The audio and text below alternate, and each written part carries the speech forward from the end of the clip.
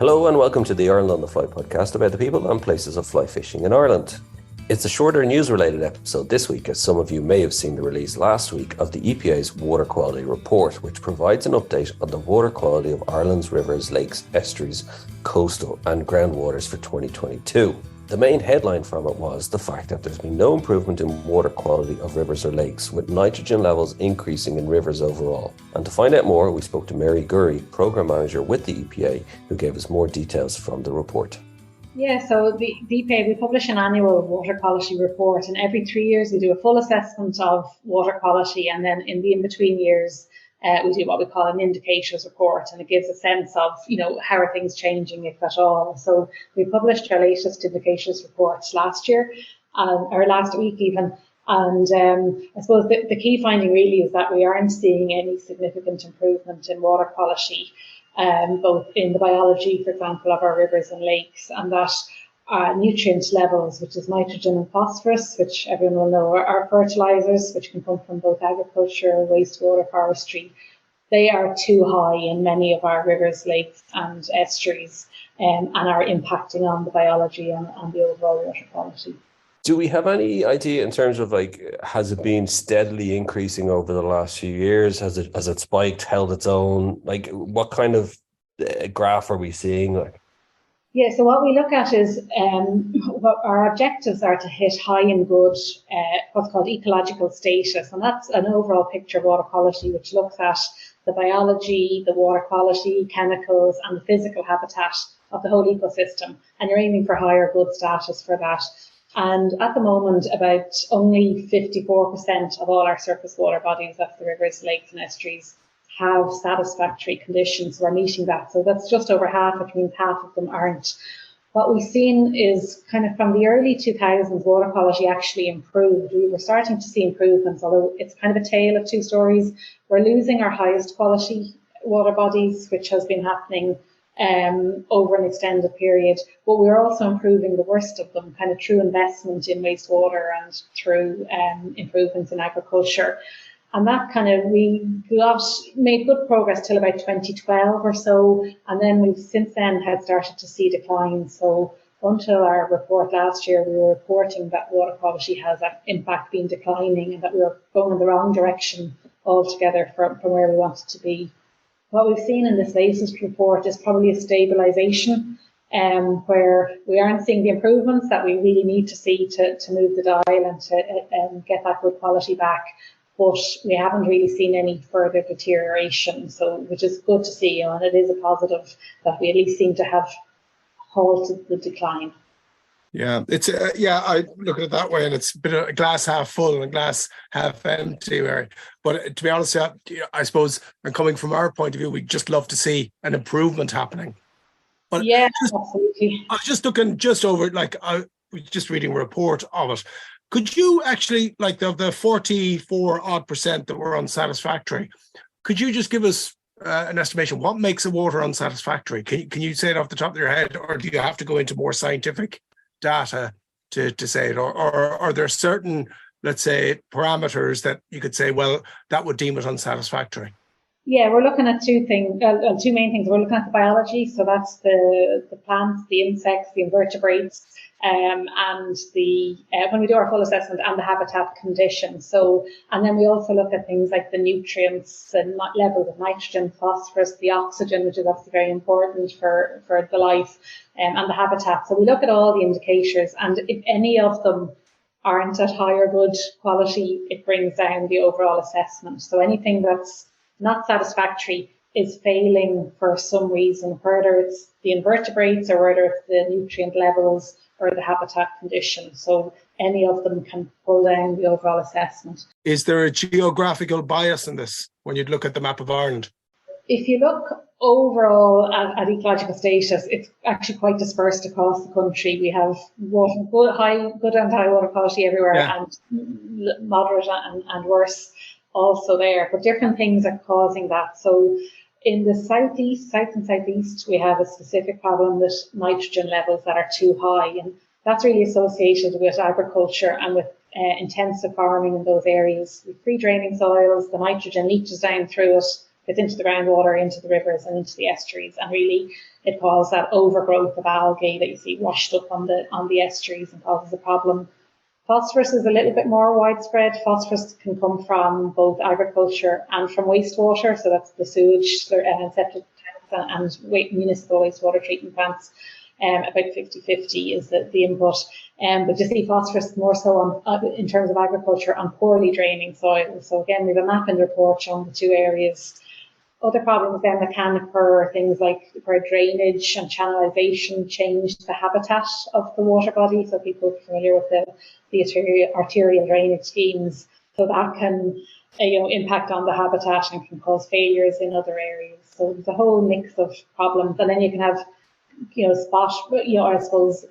issues, say, with wastewater treatment plants. So we know we have about over 200 wastewater treatment plants in towns and villages dispersed around the country, where the discharge from those plants is a problem and is damaging the water quality. Mary, the decline, you said it was kind of from 2012, and we've kind of halted that decline. You said, is it as a result of all of those factors that you've just mentioned? Or was there a single bigger factor that kind of led to that decline from 2012 on? Yeah, there's a range of pressures which do impact on water quality. The biggest one is agriculture. Next is, in fact, this what we call hydromorphology, which are these physical changes like drainage and channelization and barriers, which are a big issue for fish, obviously, if they can't get across a barrier. And then forestry, and actually wastewater is fourth. And that mix is changing over time. So what we saw with our last assessment is agriculture has gotten worse. There are more water bodies impacted by agriculture in recent years, and there are fewer impacted by wastewater because there's a lot of investment happening in wastewater. That's slowly bringing down the numbers that are being impacted by that. But we have seen a deterioration in terms of agriculture, and largely due to the intensification of agriculture, since that time period, very successful economically, but unfortunately at the cost to the environment and to our water quality. Would that be a worry, Mary?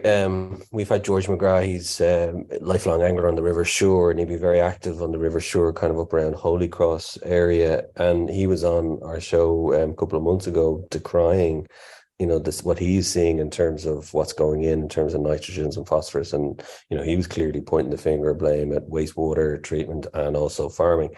You mentioned the intensification of farming. It's not going to go away. The intensification, because we've seen the economic benefits. Now, in fairness, I know farming and Teagasc and farmers and the government are trying to improve in terms of kind of the environmental impact of farming. But would you worry about that in the foreseeable future is essentially that as farming continues to develop, that we're not going to see water quality likewise be as important within the bigger picture? Ultimately, it's a question for the policymakers in terms of agricultural policy to address the issues. I think there is a huge amount of awareness now of the environmental challenges associated with agriculture, in terms of water quality, climate, biodiversity. So I know sometimes, I'm sure for the farmers, it feels like people are coming at them at all angles, but I think there is a recognition that things need to change. What that will look like and what the solutions are really for the agricultural sector. There is a lot happening. Well, there's the nitrates action plan, which is the kind of regulations for farmers which they have to meet, and we would like to see fuller implementation of that, which is both an awareness and an enforcement side. And there is going to be an increase in agricultural inspections, and hopefully that will improve compliance and will deal with some of the problems. There's also the ASAP program, which is led by Teagasc, but it's a multi-agency program which work with the local authorities water program, and that's giving advice to farmers about the specific problems where there is a water quality issue, what in an area, what might be contributing to that on their farm, what measures do they need to take. Now, that's a voluntary program, and again, probably needs to be scaled up, to really start delivering results. What was the name of that program, Mary? Sorry. The acronym is ASAP, ASSAP. So it's the Agricultural Sustainability Support and Advice Programme.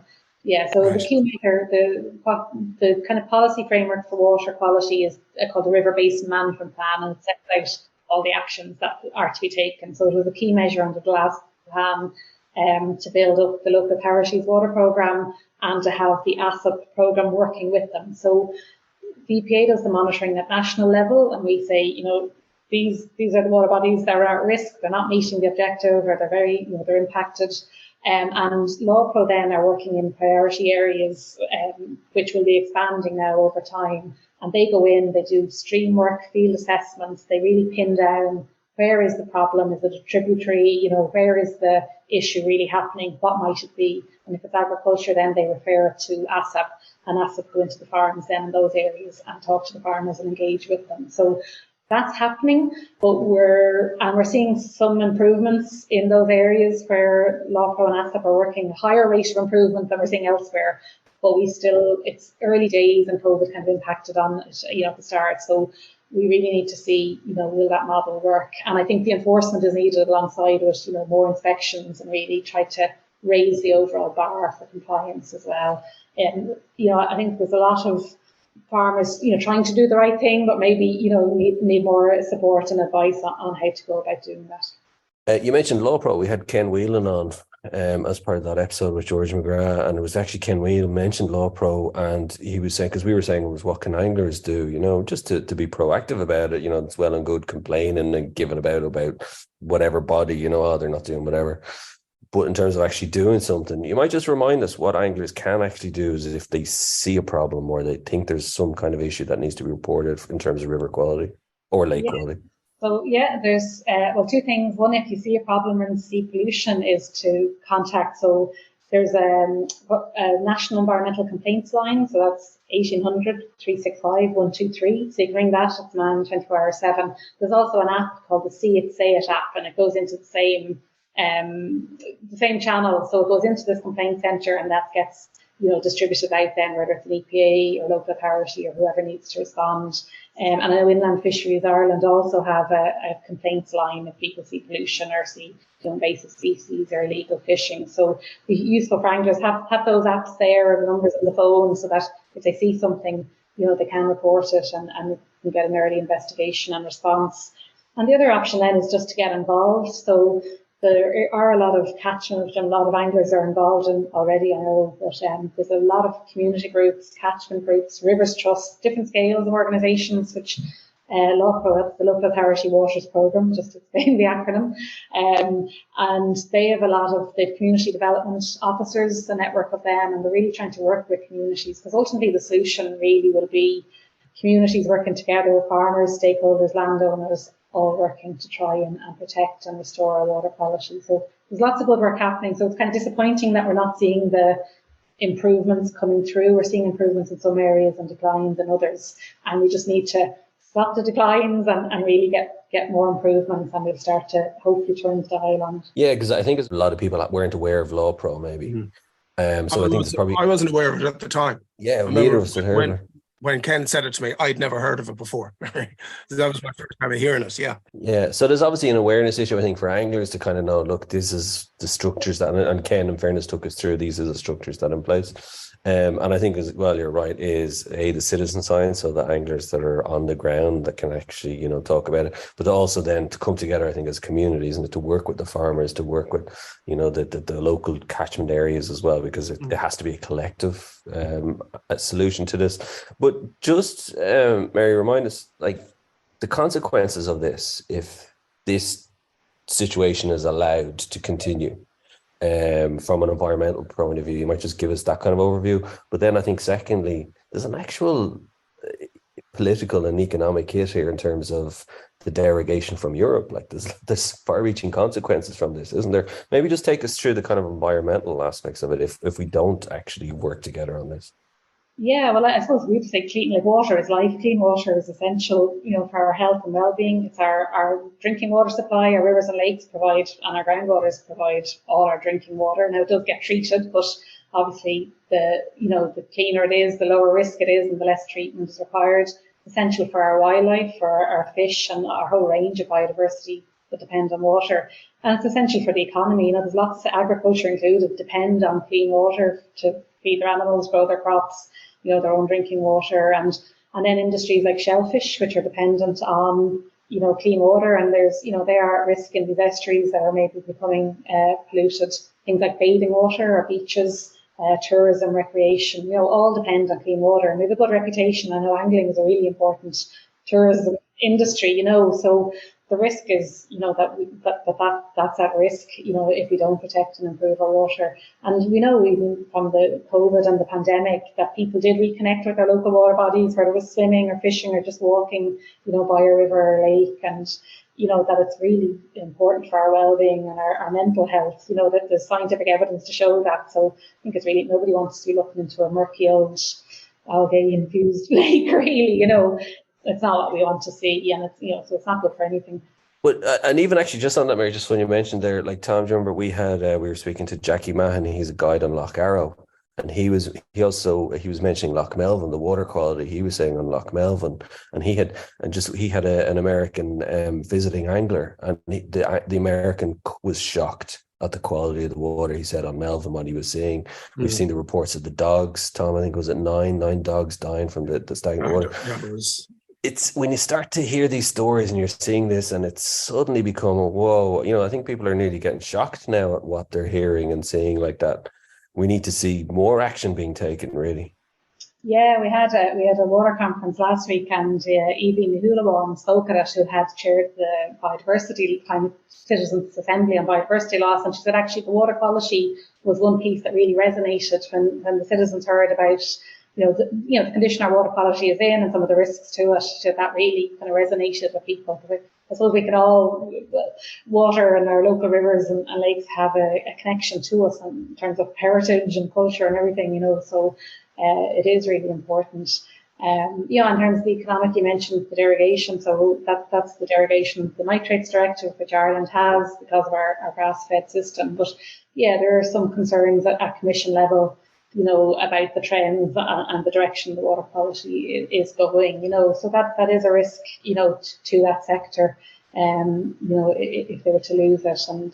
And so that's again, economic consequence to it. And also, if fertilizer has been used and it doesn't need to be used, that's just a cost for farmers if it's been applied. And there is a lot of work going on in terms of messaging about the right time to use, to apply slurry and mix forwards. There's a lot of advice happening in terms of trying to reduce the nitrates. And I would actually say as well, the kind of silver lining in the cloud maybe with the huge rise in fertilizer costs has been that farmers have had to kind of go back to the old ways nearly and find other kind of more economic and more environmental ways of doing it. So hopefully that there's good news happening in that sense. And I also get the sense though, like you were saying, at Commission level, if the government knows we're coming under pressure from that nitrates derogation at Commission level, you kind of get the sense of that will suddenly become the hammer that will kind of force, major macro kind of political strategic action to actually be kind of go, right, enough is enough. And maybe hopefully then there also will be kind of good news in that, like you'd hope from that, but we'll wait and see. I suppose that's all kind of ifs, buts and maybes. Just back, because we sort of went on to more agriculture there, but on wastewater treatment, just wondering, are there many cases, Mary, where the improvement of wastewater has brought a body of water, let's say from poor back into good? Do you have many examples of those? If so, then let's say of some of the 44% that are in poor now that can be attributed to wastewater, could you foresee those waters been remedied by proper wastewater management? Yeah, so I can tell you there's about 200 plus or minus water bodies that have been impacted by wastewater. So we know those treatment plants will need to be upgraded or improved in order to result in an improvement in water quality. Now, in some cases, the wastewater is the only issue, in which case if you fix the wastewater treatment plant, or upgrade it, you should see, fairly speedy recovery. The chemistry tends to recover fairly quickly, and then the biology follows. So the more sensitive species come back in, and you get a much better functioning ecosystem. So we know there's about 200 of those out there that have to be improved. It will probably take at least 2 decades to get there at the current rate, which is slower than we'd all like to see. But that's sort of a legacy of underinvestment for a long time. But we are already seeing the improvements that when the treatment plants go in. I'm trying to think of an example certainly, yeah, if the treatment plant gets upgraded and it's discharging properly treated wastewater, then the water quality does improve, and we have examples of that. I know the numbers we did an assessment from the 2015 data to 2018 data. We definitely saw a drop in the number of water bodies that were being impacted, and we expect that to continue, that trajectory to continue. Well, Mary, thanks a million for your time. I think it's been really interesting in terms of, it's great to see in terms of kind of when the report comes out, in terms of the media coverage and attention it gets, it helps highlight these issues that, your report does do. I do hope in terms of kind of the anglers, the fly anglers listening to this, they'll probably be aware of it just to get a bit more detail. And I'd recommend them going onto the EPA website, having a read of it as well, just to kind of familiarize themselves. And I think it comes back to, like you said, citizen science, reporting it and working as a collective. But Mary, thanks a million for your time. Very welcome. Thanks very much. Our thanks to Mary Gurrie for joining us on the show. And don't forget to rate, review and follow the Ireland on the Fly podcast on Apple, Spotify or wherever you get your podcasts from. Plus, you can keep up to date on IrelandOnTheFly.com as well as on Instagram, and myself and Tom will be back with another episode about the people and places of fly fishing in Ireland.